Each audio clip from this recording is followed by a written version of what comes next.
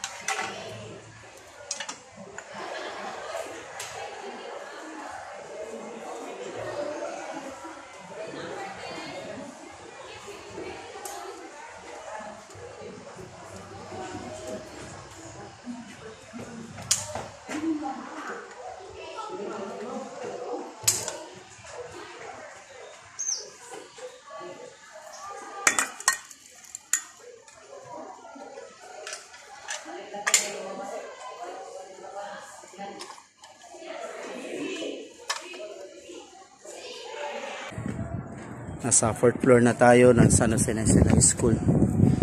Nasa taas na tayo ng tuktok ng eskwelahan. Ayan, dalawang tangke guys, sira na raw. Ito yung pinakagwapong maintenance natin dito. Alright, so itong isa nito wala nang laman, halos empty na. So wala na tayong ma-distribute na tubig. Mechanical float switch yung pala to, walang, hindi electrical switch.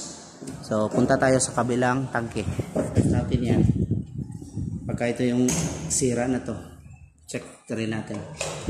Check natin guys kung anong kaya natin gawin dito, kasi until now hindi pa gumagana yung water pump natin. So check natin yung float switch dito, baka ito lang yung may sira. Sige, ito yung nangyari sa capacitor pala. So as you can observe, yung capacitor niya guys, sunog, lumulobo na yan. So ganito yung postura ng isang capacitor kapag nasira na siya. Siguro hindi nag-start ang motor, so we will check the motor kung talaga nagana power, hindi, but kung bakit na pumutok itong capacitor na to.